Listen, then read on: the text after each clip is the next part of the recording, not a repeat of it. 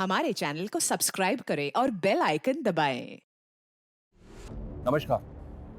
Crime petrol की इस 15 episode की स्पेशल सीरीज में आज मैं आपको एक ऐसा केस दिखाने जा रहा हूं जहां एक पुलिस वाला होने के बाद भी सही गलत और न्याय अन्याय की पहेली ने मुझे परेशान कर दिया था। यह एक ऐसा केस था मानो मैं अंधेरे में एक अधूरी कहानी के सिरे तलाश रहा हूं।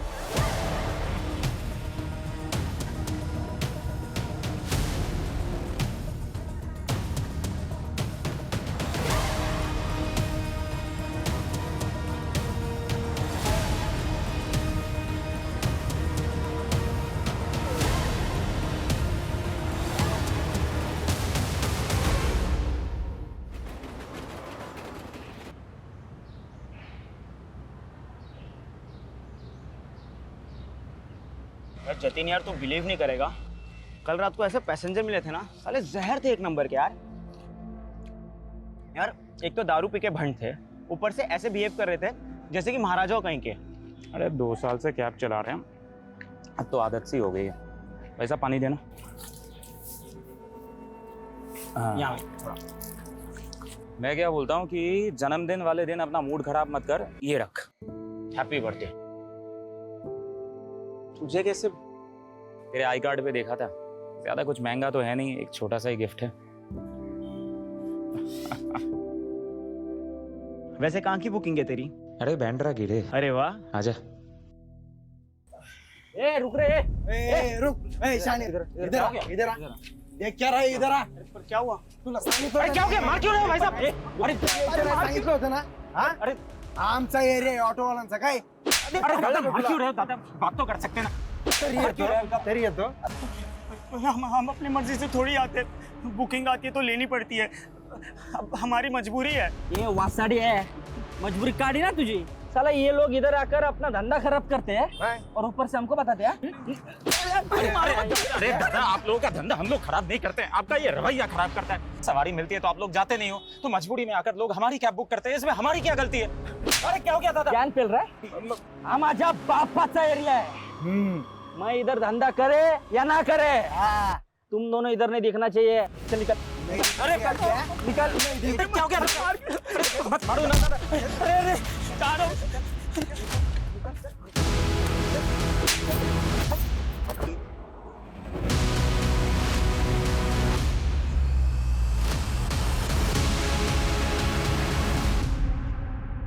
Congratulations sir.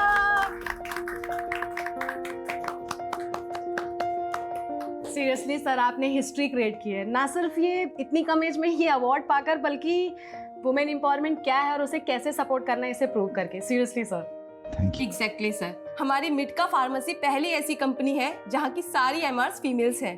Guys please clap for sir. Thank you, thanks everyone.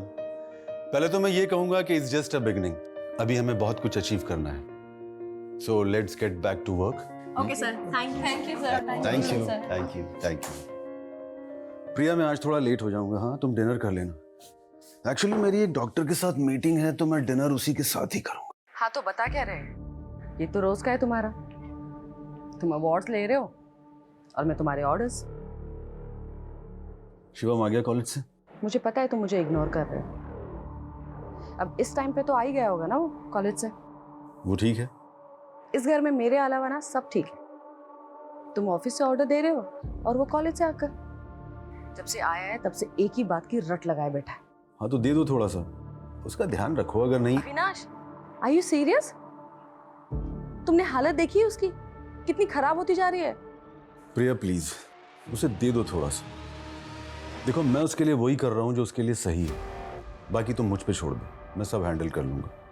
और मैंने उसके लिए ऑलरेडी स्टफ अरेंज कर लिया है। ठीक है, तुम्हें जो करना है करो। ओके।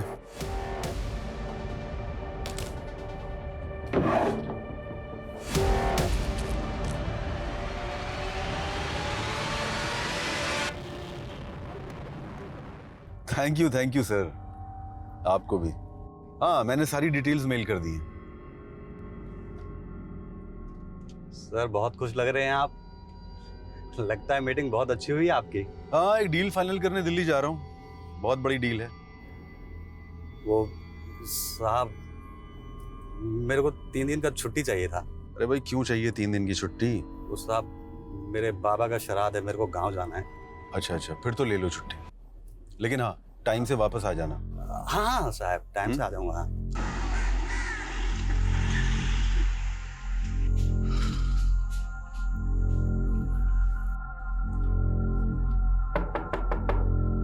शिवम,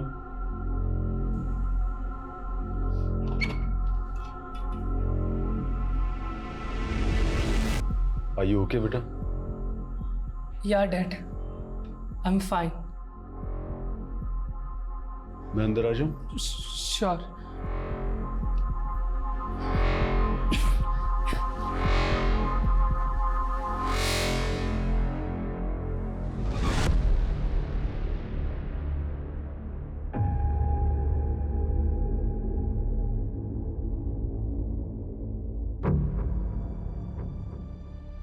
शिवम, मैं कुछ दिनों के लिए शहर से बाहर जा रहा हूँ। तुम्हें किसी भी चीज की जरूरत हो तो मुझे कॉल कर लेना, ओके? डैड, आप हमेशा मेरी सपोर्ट करते हो, मॉम बिल्कुल नहीं करती। कुछ भी बोलो, नो। आप जाने से पहले उनको बोलकर जाइए कि ठीक है बेटा, मैं बोल दूंगा, लेकिन तुम्हें भी ध्यान रखना होगा। तुम उसे इतना भी परेशान मत करना कि वो तुम्हें फिर से मना कर दे। लेकिन उसकी नो में तुम्हारी फिक्र होती है बेटा। तुम भी अपने अर्जिस को नो कहना, कंट्रोल करना सीखो, ठीक है? खुद हीरो बनकर मुझे विलन बना रहे हो शिवम की नजरों में। हाँ, तुम्हारे तरीके सही और मेरे तरीके गलत, जबकि तुम खुद उसे ड्रग्स लाकर दे रहे हो। प्रिया, मैंने डॉक्टर से बात की थी। एक झटके में उसकी आदत तो ये छूट नहीं सकती ना। हमें उसे टाइम टू टाइम डोज देने पड़ेंगे, और ये भी देखना होगा कि कहीं वो वायलेंट ना हो जाए। अच्छा, तो उसे मेरे भरोसे क्यों छोड़कर जा रहे हो तुम? प्रिया, क्योंकि मुझे पता है कि तुम उससे बहुत प्यार करती हो, और इस दुनिया में उसका तुमसे अच्छा केयर कोई नहीं कर सकता। और तुम्हें पता है ना, मैं बिजनेस मीटिंग के लिए बाहर जा रहा हूँ। हाँ, ये सही है। तुम बिजनेस मीटिंग के लिए दुनिया घूमो और मैं यहाँ खाना बनाते बनाते मर जाऊं। मिटका फार्मा जो मेरा ब्रेन चाइल्ड था, आज उससे मेरा कोई लेना देना ही नहीं है। अरे लेना देना क्यों नहीं है? तुमने कभी सोचा है तुम्हारे सपोर्ट के बिना ये सब पॉसिबल हो सकता था? देखो प्रिया, मिटका और शिवम दोनों हमारी रिस्पॉन्सिबिलिटी है।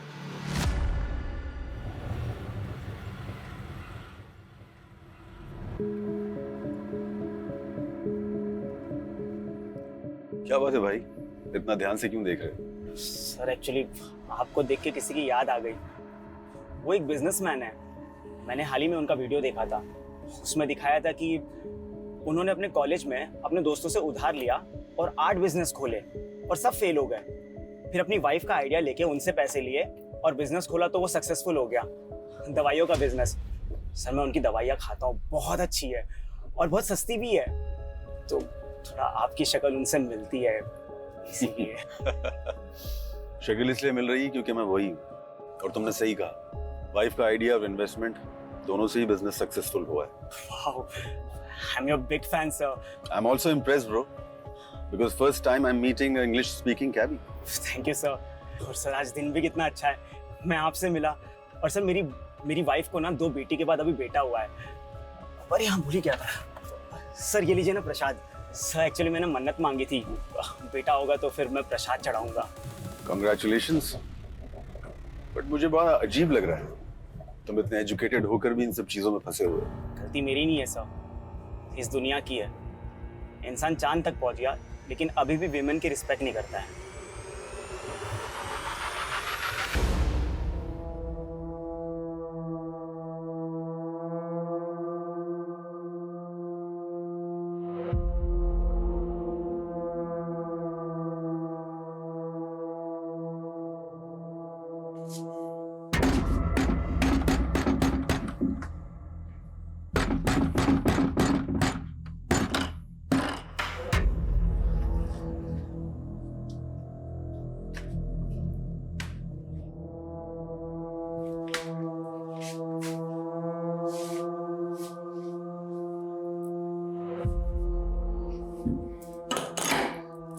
हम खाना गर्म कर देते हैं।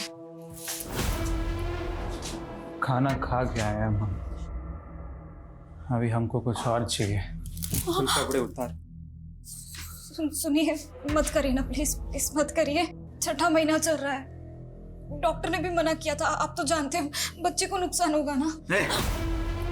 भाड़ में गई तू, तेरा ये बच्चा और तेरी डॉक्टर, हाँ समझी? मत मत मत मत अभी करिए। मुंह बंद रखा।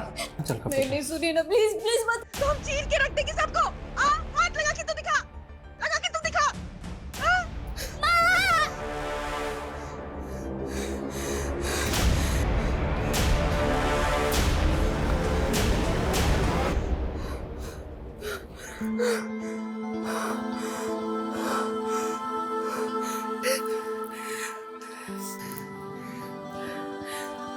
हिम्मत नहीं है ना तो हिम्मत पैदा करनी पड़ती है।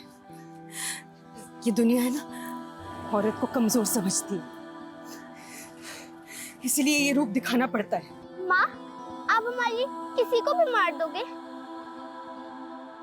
देख बेटा, इतना समझ ले, हमारे होते हुए तुम दोनों को कोई कुछ नहीं कर सकता, चाहे इसके लिए हमें कुछ भी करना पड़े।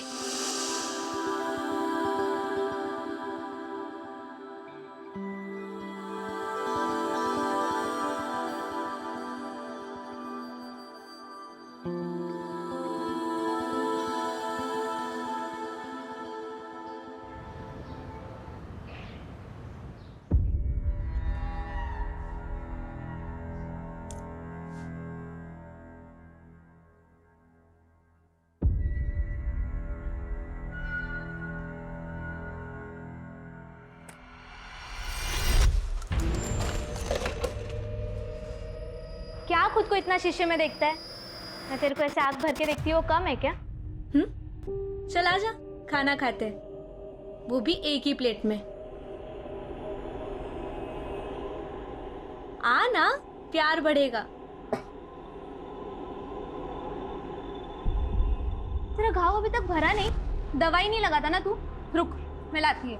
कोई जरूरत नहीं है, तूने खाना रख दिया ना, अब जा। मैं तेरे से इतना प्यार करती हूँ, तेरे से शादी करना चाहती हूँ, और तू ऐसे कुत्ते जैसे हकालता है मेरे को। देख, ज्यादा भाव मत खा, मान जा। मेरी जैसी दूसरी मिलेगी नहीं तुझे। मैं ही हूँ जो खाना खाने के बजाय तेरी गाली खाती हूँ और मुस्कुराती भी हूँ।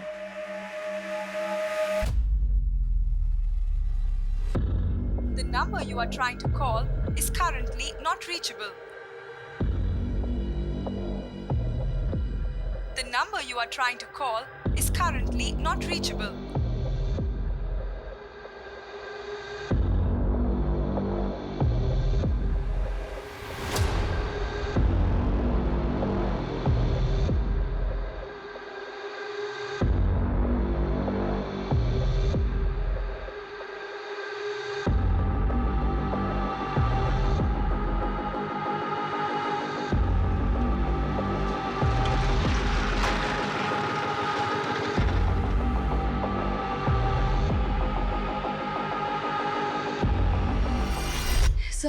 सर मेरे हस्बैंड अविनाश त्रिपाठी सर, वो 2 दिन से मिसिंग है। उनका फोन भी स्विच ऑफ आ रहा है।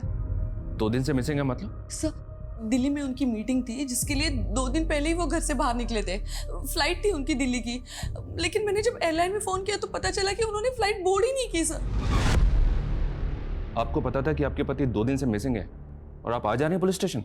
हाँ सर, वो अक्सर बिजनेस ट्रिप के लिए जाते रहते हैं सर। वैसे भी हमारी फ्रीक्वेंटली इतनी बात नहीं होती है, और मुझे लगा कि वो बिजी होंगे, इसलिए मैंने इतना नहीं सोचा। लेकिन कल और आज दोनों दिन मेरी उनसे बात ही नहीं हो पाई, उनका फोन स्विच ऑफ आ रहा है। आपने अभी बताया कि आपकी फ्रीक्वेंटली बात नहीं होती थी, तो ये भी तो हो सकता है कि वो अपनी मर्जी से कहीं गए हो, किसी ऐसी जगह जहां वो आपको बताकर नहीं जा सकते। ऐसा नहीं है सर, वो मुझे बताते हैं सर, और मेरे सामने ही उन्होंने एयरपोर्ट के लिए कैब बुक की थी, मेरे सामने ही वो घर से बाहर निकले थे सर। ओके रिलैक्स, हम कुछ करते हैं। सर, अविनाश सर ने जाने माने कार्डियोलॉजिस्ट डॉक्टर चोपड़ा के साथ में एक डील क्रैक की थी, और इसी सिलसिले में उन्होंने उन्हें दिल्ली भी बुलाया था। तो फिर अविनाश ने फ्लाइट ली क्यों नहीं? उससे भी ज्यादा इंपॉर्टेंट कुछ और चल रहा था क्या? सर इस डील से बढ़कर सर के लिए कुछ इम्पोर्टेंट नहीं हो सकता। सर 2 साल से इस डील के लिए मेहनत कर रहे हैं। सर मुझे तो लगता है सर किसी मुसीबत में है। मिटका फार्मेसी ने बहुत जल्दी ग्रो किया है, तो पॉसिबल है कोई डिस्प्यूट या राइवलरीज? सर इस इंडस्ट्री में कट थ्रोट कंपटीशन तो चलता ही रहता है, और कोविड के बाद तो और भी बढ़ गया है। पर सर उनकी किसी से दुश्मनी हो ऐसा हमें कभी भी अंदाजा नहीं हुआ, और सर ने भी कभी ऐसा कुछ हमें बताया नहीं।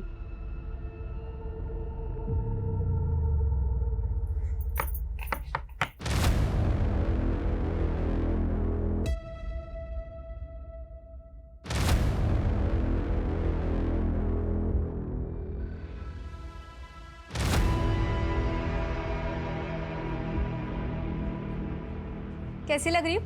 एकदम हॉट ना? तो फिर आ गई? अरे आई कहाँ? तू अंदर आने देगा तो आऊंगी ना।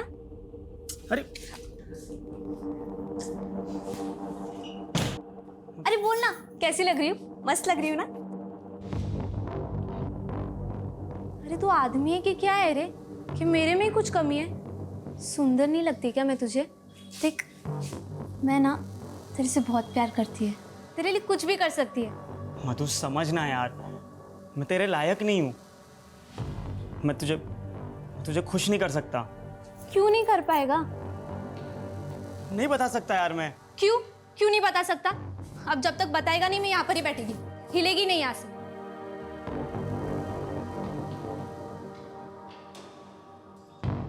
ठीक है, बताता हूँ मैं।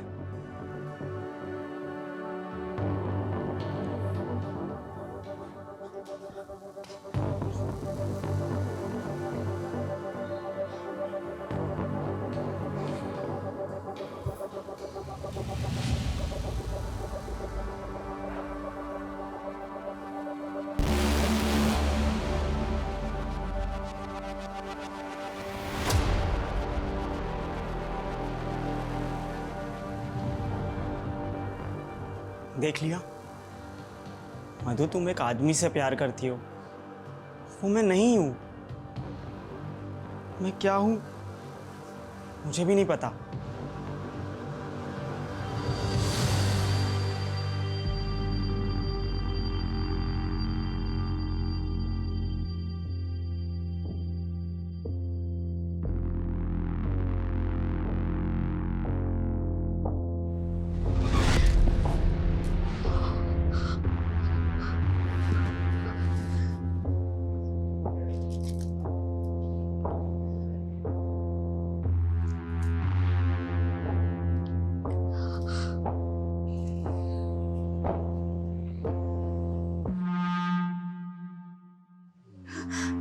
पापा, पापा हम बोल रहे हैं। पापा, हम आपके हाथ जोड़ते, आपके पैर पड़ते, प्लीज प्लीज हमें यहाँ से लेकर जाइए। पापा ये आदमी हमें मार डालेगा। बार बार काहे फोन करती हो तुम? देखो, अब जो है तुम्हारा वही सब कुछ है। अब यहाँ कुछ नहीं रखा तुम्हारे लिए। पापा अगर माँ होती ना आज, तो हमारे साथ ऐसा नहीं होता ना, वो कभी होने देती। वो होती तो ना, अब नहीं है ना।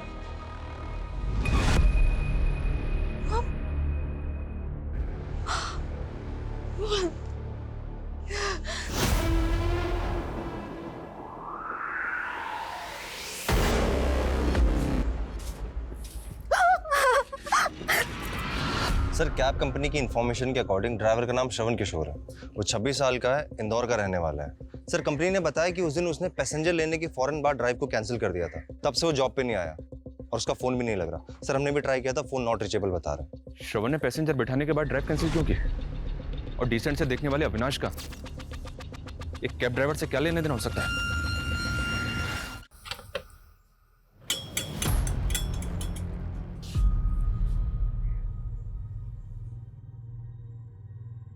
आप यहीं आसपास रहती हो? जी। ये श्रवण किशोर है, पहचानती हो? जी साहब। ये श्रवण किशोर अभी कहाँ मिलेगा? पता नहीं साहब, 3-4 दिन पहले तो देखा था, उसके बाद में पता नहीं कहाँ गायब हो गया।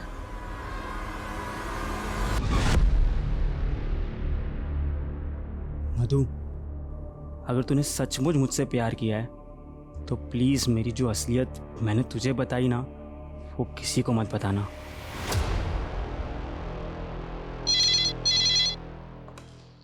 Hello, what?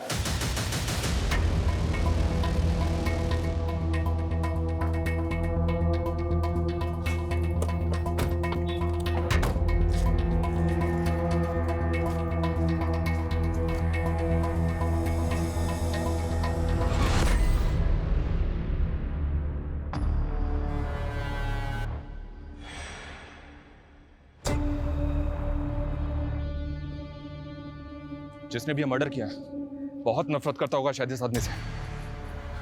बॉडी के 5 टुकड़े, हाथ पैर और धड़ मिल गया, लेकिन सर गायब है। सर एक मिनट। हेलो, क्या? ठीक है, ध्यान रखो, हम पहुंचते हैं। सर, बॉडी का सर भी बरामद हो गया।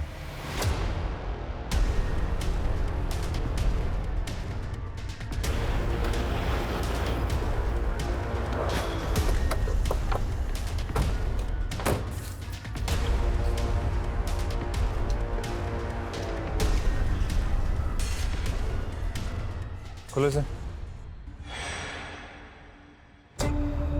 सर, ये तो अविनाश है।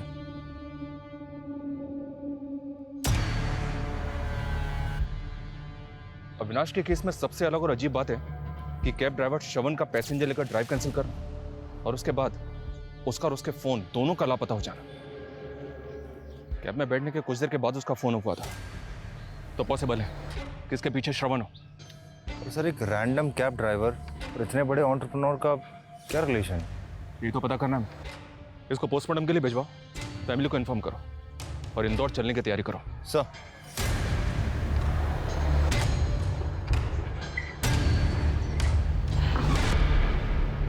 ये नहीं हो सकता। अविनाश मुझे छोड़कर नहीं जा सकता। अविनाश मुझे छोड़ के कभी नहीं जा सकता। प्लीज पानी दो।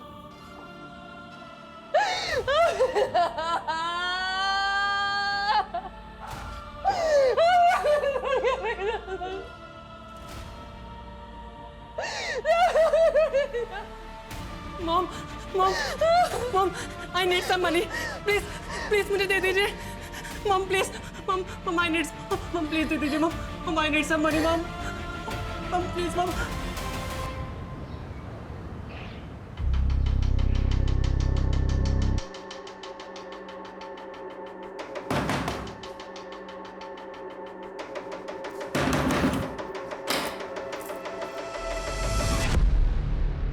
श्रवण किशोर यहीं रहता है? कहाँ है, बुलाओ उसे। वो घर पर नहीं है। कहाँ गया? कब तक आएगा? जी पता नहीं है, वो कभी बताकर नहीं जाते हैं। झूठ बोल रही हो, बताकर नहीं जाते? ए, कौन है? क्या बात कर रही है इससे? हाँ भाई, कौन है तू? श्रवण किशोर तू ही है? हाँ मैं ही हूँ, तेरा बाप श्रवण किशोर। बोलने से चलेगा कि लिख के दूँ? हाँ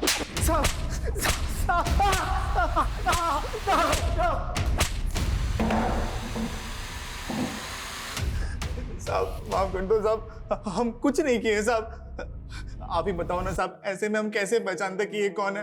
हमको लगा कि मेरी बीवी का कोई। बिल्कुल चुप। अब अगर तू ही श्रवण किशोर है ना, तो बता, मैं मुंबई से इंदौर कब आया तू? तेरा फोन क्यों बंद है? और वो गाड़ी कहाँ है जो कैब कंपनी के लिए चलाता है तू? मुंबई गाड़ी कैब कंपनी? क्या क्या बात कर रहे हो साहब? हम जिंदगी में मुंबई नहीं गए हैं साहब, ना ही हमको गाड़ी चलाने आता है। यहाँ तक कि 2 साल से तो हम इंदौर से बाहर तक नहीं गए सर। पर तेरे आईडी पे पिछले 2 साल से एक आदमी मुंबई में कैब चला रहा है। कैसे? हमको कैसे पता साहब, कैसे? इसको जानता है तू? नहीं साहब। सर, जेल में इसका अच्छा खासा आना जाना है। एंग्री यंग मैन बन के घूमता है। लड़ाई झगड़ा मारपीट रोज का काम है सर। नहीं सर। खूंखार है तू? हाँ? पर तुझसे भी खूंखार वो है। बॉडी के 6 टुकड़े किए उसने। मर्डर में प्राइम सस्पेक्ट है जिसमें तुझे उठाया है। अविनाश के गायब होने से लेकर अभी तक फरार है वो। अब अगर तूने सच नहीं बोला ना, तो मुंबई तो छोड़, ब्रह्मांड की सैर करवा दूंगा तुझे। साहब कसम खा के कह रहे सर, हमको नहीं पता साहब वो कौन है।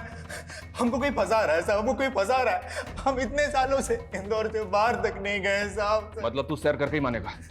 कदम सो करवाओ इसको सैर। Yes sir. कोई फंसा रहा है?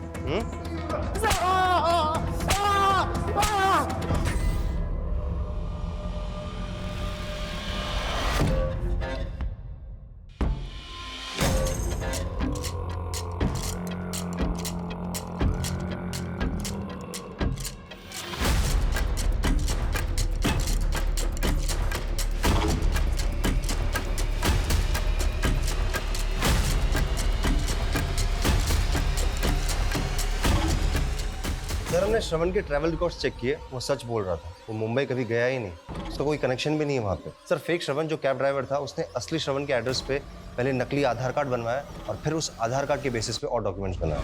मतलब ये नकली श्रवण जो भी है, इसने बहुत सोच समझ के प्लानिंग की है, लेकिन एक बात अभी तक समझ में नहीं आ रही है, उसने मुंबई में बैठ के इंदौर के श्रवण को क्यों चुना? सर हो सकता कोई इत्तेफाक हो, क्योंकि श्रवण तो इंदौर से बाहर कभी गया ही नहीं। सर मुझे लगता है कि अविनाश के मर्डर के तार मुंबई से जुड़े हुए हैं और हम इस श्रवण के चक्कर में यहाँ पे गुमराह हो रहे हैं। ठीक है, श्रवण को छोड़ दो, हम अविनाश की फैमिली और बिजनेस से शुरू करते हैं।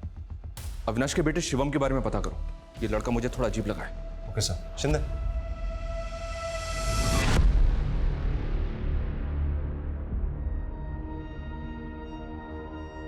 अविनाश, मैंने वो सारे पॉइंट्स अंडरलाइन कर दिए हैं जो तुम्हें क्लाइंट के सामने हाईलाइट करने हैं, जो हमारे प्रोजेक्ट का यूएसपी है। ठीक है? Okay boss. और ये क्या, तुमने फिर से पुरानी शर्ट पहन ली? मैंने ना इस मीटिंग के लिए नई शर्ट। देखो बॉस, इसमें तुम्हारी नहीं चलेगी, क्योंकि ये शर्ट मेरे लिए बहुत लकी है। तुमने अपनी फर्स्ट सैलरी से ये शर्ट गिफ्ट की थी मुझे। जब मैं तुम्हारे पापा से मिलने गया था तब भी मैंने ये शर्ट पहनी थी और उन्होंने पहली बार में ही हाँ कह दी थी। और जब शिवम इस दुनिया में आया था तब भी मैंने ये शर्ट पहनी थी। मुझे तो लग रहा है ये क्लाइंट हमारा पहली बार में ही हाँ करने वाला है।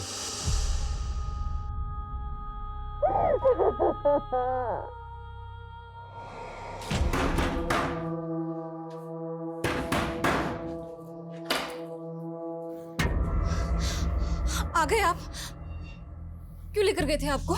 कौन थी बोलो? तुझे नहीं पता कौन थे वो? हाँ? तुझे नहीं पता कौन थे वो?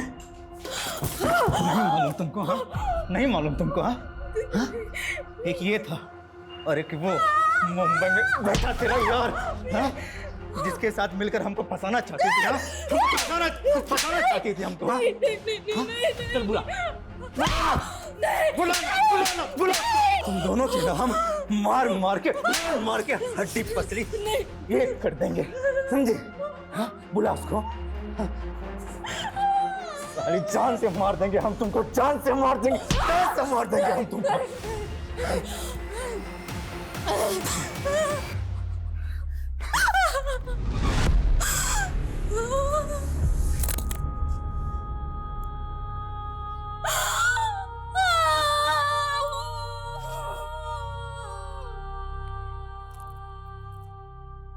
सर शिवम के बारे में पता चला है कि वो ड्रग एडिक्ट है। सर 3 महीने पहले शिवम और उसका दोस्त एक पार्टी में ड्रग्स बेचने के इल्जाम में गिरफ्तार हुए थे और सारी कार्रवाई शिवम के दोस्त के खिलाफ हुई। शिवम साफ बचकर निकल गया। और सर ये भी पता चला है कि जो ऑफिसर उस केस की जांच कर रहा था उसने कोर्ट में चार्जशीट फाइल करने के तुरंत बाद रिजाइन कर दिया था। तो मतलब तुम कहना चाहते हो कि अविनाश ने अपने पैसे और पहुंच के दम पर अपने बेटे शिवम को उस केस से बचा लिया? यस सर, और चूंकि शिवम बच गया इसीलिए पूरा केस उसके दोस्त के अगेंस्ट हो गया।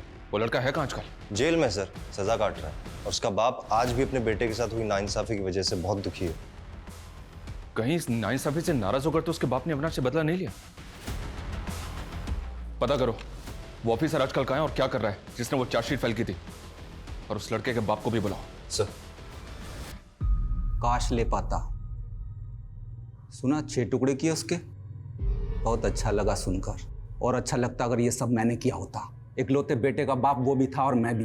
फर्क सिर्फ इतना था कि वो एक अमीर बाप था, क्योंकि उस ऑफिसर के सामने अपने बेटे के लिए गिड़गिड़ाए तो हम दोनों ही थे। ऑफ रिकॉर्ड मिलने के लिए थैंक यू सर।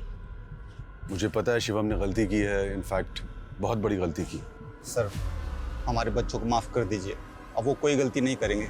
आप जो कहेंगे, जितना कहेंगे मैं दूंगा, लेकिन प्लीज उन्हें कोई हार्श पनिशमेंट मत देना। उसके बाप ने ऑफिसर के मुंह में पैसे भर दिए और फिर दोनों बाप बेटे ने मेरे बेटे को फंसाकर जेल भेज दिया। बर्बाद हो गया मैं, मेरा घर बार सब बिक गया। काश मैंने मारा होता उसे, थोड़ा सुकून तो मिलता। पॉसिबल है कि श्रवण के मर्डर में इसका हाथ हो, पर तब भी यह समझ में नहीं आ रहा कि इंदौर का श्रवण जो कभी मुंबई आया तक नहीं, उसको फ्रेम करने का क्या मतलब है? और वो कैब ड्राइवर, वो कौन है और कहां है? Hello, what? कैसे? क्या हुआ सर? श्रवण किशोर का मर्डर हो गया। कदम, यह सिर्फ इत्तेफाक नहीं हो सकता कि एक आदमी कैब में बैठता है, कैब ड्राइवर पैसेंजर लेकर बुकिंग कैंसिल करता है और कुछ दिन के बाद उस आदमी का ब्रूटली मर्डर हो जाता है। कैब ड्राइवर मिसिंग है, जिसकी आईडी पे पिछले 2 साल से शरीफों की तरह काम कर रहा था। हम जब उससे इंक्वायरी करते हैं तो उसका भी चाकू मार के मर्डर कर दिया जाता है। हो ना हो, अविनाश उस कैब ड्राइवर और इंदौर के श्रवण के बीच कुछ ना कुछ कनेक्शन तो जरूर है, पर क्या?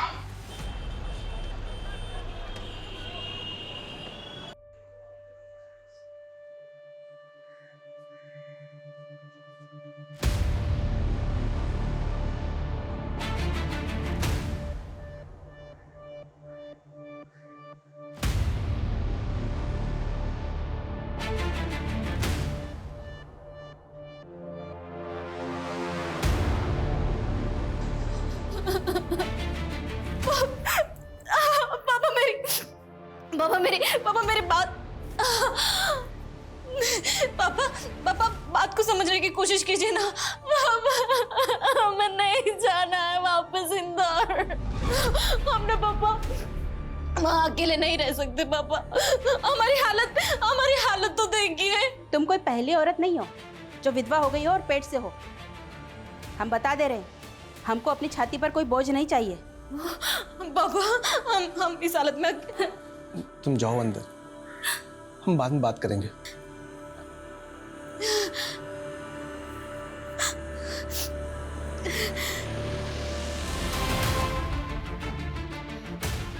हम मानते हमारा बेटा श्रवण कुशल था, लेकिन इतने सालों में तो कुछ ना हुआ। हमें के कुछ समझ में नहीं आ रहा कि अचानक श्रवण के साथ ये क्या हुआ। झूठी तसल्ली ना दे, अपनी बेटी से पूछ क्या हुआ। दिलीप यार, तूने अपना बेटा खोया है तो उसने भी अपना पति खोया है। हमारी बेटी तेरी बहू है, उसकी पेट में तेरे खानदान का वारिस है। भाड़ में जाए बहू और भाड़ में जाए वारिस। हम तो ये सोच के पछता रहे कि ऐसी मनुष्य लड़की को अपनी बहू बनाया ही क्यों, जो हमारे बेटे को खा गई। श्रवण और अविनाश, ये दोनों कानपुर के रहने वाले हैं? सर सेम शहर और same locality. What? Yes sir.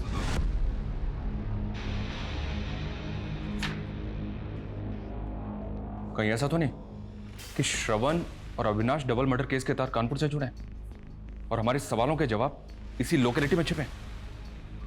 कदम, कानपुर चलने की तैयारी करो। सर।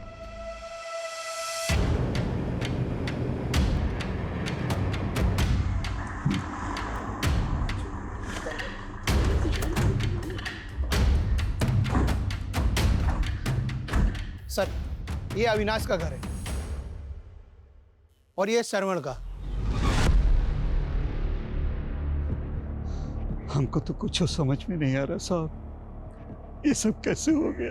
पहले अविनाश और अब हमारा बेटा। किसी पे शक है आपको? बता सकते हैं कौन कर सकता है इसका? क्या बताएं साहब, कुछ समझ में नहीं आ रहा। अविनाश के पिता केशव और हम दोनों दोस्त थे। दोनों ने एक एक करके अपने इकलौते औलाद को खो दिया साहब।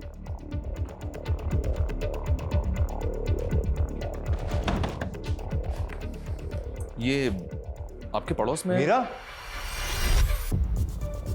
आप यहाँ? सर, ये हमारा मायका है। उनके जाने के बाद हमारा इंदौर में रहना मुश्किल था, तो हम यहाँ कानपुर चले आए पापा के घर। सर, ये मीरा है, श्रवण की वाइफ। तो मतलब श्रवण, अविनाश और आप तीनों पड़ोसी हैं? पहले मुंबई, फिर इंदौर और अब कानपुर। फिर भी अभी तक हमारे हाथ खाली हैं। इस ट्रायंगल ने सर घुमा दिया मेरा। कुछ तो मेजर है जो हम मिस कर रहे हैं। ये क्रिमिनल हमारी आंखों के सामने गेम खेल रहा है और हम उसे पकड़ नहीं पा रहे। ऐसा मेरे करियर में आज तक नहीं हुआ। सर एक्चुअली कोई क्लू नहीं मिल पा रहा है, सब क्लियर है। अविनाश और श्रवण दोनों इकलौते बेटे थे, दोनों की फैमिली दुखी है और उन्हें किसी पे शक हो सर, ऐसा भी कोई हिंट नहीं मिल रहा है। मीरा की फैमिली, उसमें कौन कौन है, उसका बैकग्राउंड चेक किया? यस सर, मीरा के फादर का नाम भानु है, उनके 3 बच्चे हैं सर, 2 बेटियां और 1 बेटा। सर मीरा पहले इंदौर में रहती थी श्रवण की डेथ से पहले।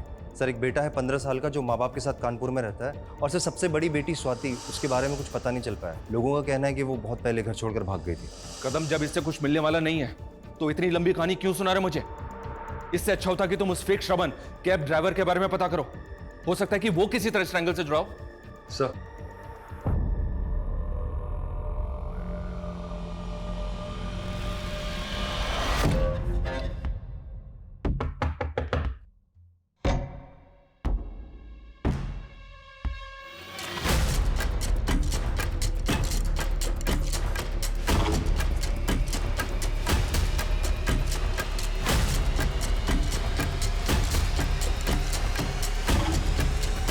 मीरा,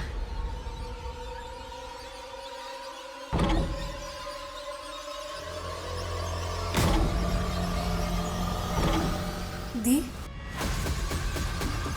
स्वाति दी,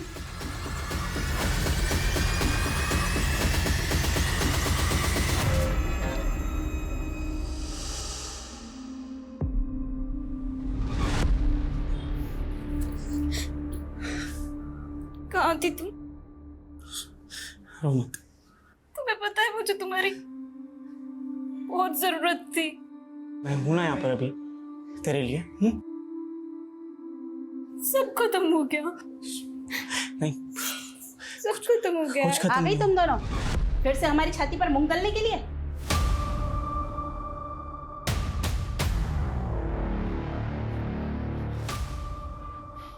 तू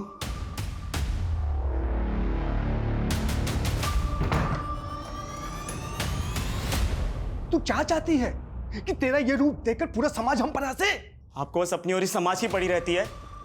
हम और मीरा क्या चाहते हैं, किस हाल में, कभी सोचा है आपने? मेरी इस रूप का भी कारण ना आप ही हो, आपके वजह से हुआ ही है। खैर, हम यहाँ पर कोई बहस करने नहीं आए, हम अपनी बहन के लिए आए। अच्छा, तो अपनी बहन को लो और निकलो यहाँ से। वो भी करेंगे, निकलेंगे यहाँ से हम।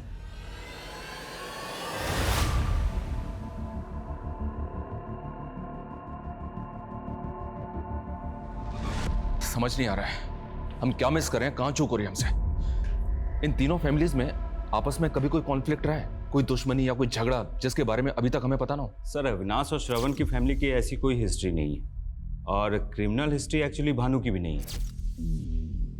क्रिमिनल हिस्ट्री भानु की भी नहीं है मतलब 15 साल पहले भानु की पहली बीवी ने पंखे से लटककर सुसाइड कर ली थी, लेकिन उसकी बेटी का कहना था कि उसकी माँ का मर्डर हुआ है। बेटी मतलब मीरा? मीरा का कहना था कि सुसाइड है। नहीं सर, मीरा नहीं, उससे बड़ी वाली स्वाति। इन्वेस्टिगेट कर रहे थे, लेकिन जब 10 दिनों के बाद उसकी माँ का सुसाइड लेटर सामने आया तो हमें केस बंद करना पड़ा।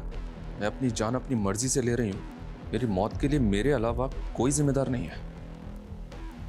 इतना फॉर्मल सुसाइड नोट मैंने अपनी जिंदगी में पहली बार देखा है।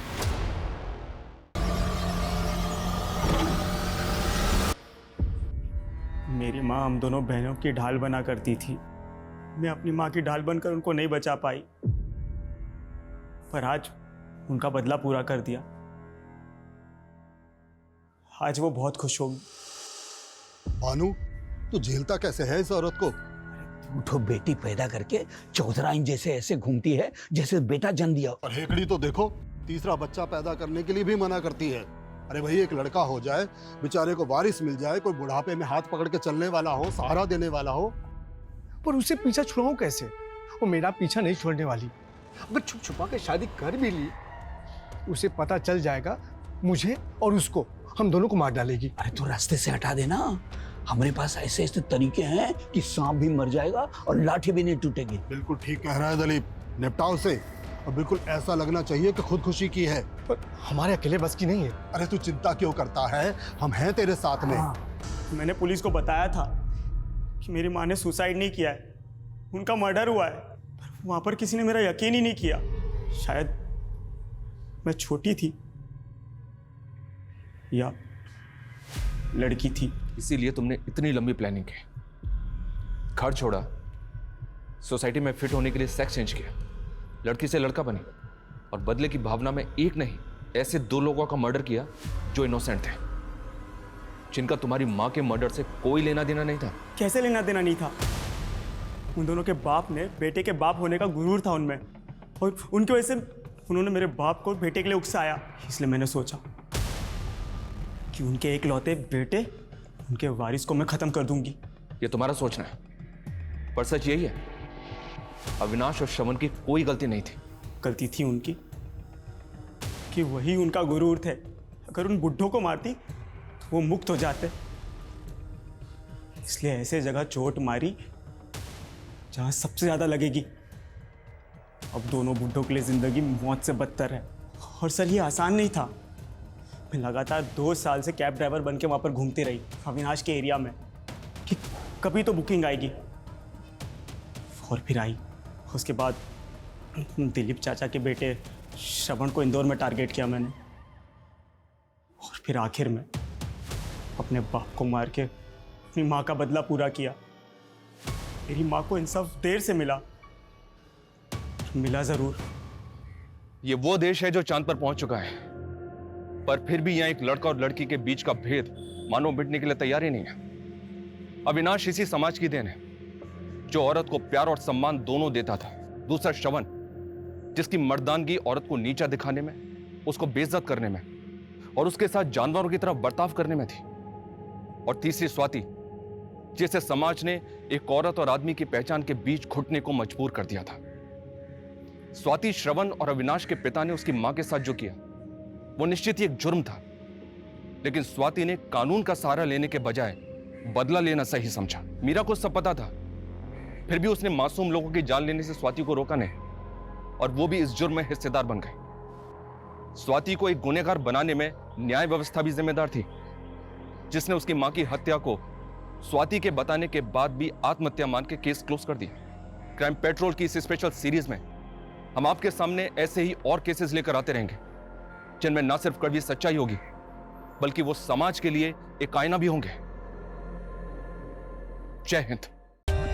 For more updates, subscribe to our channel, click the show links and enjoy watching the videos.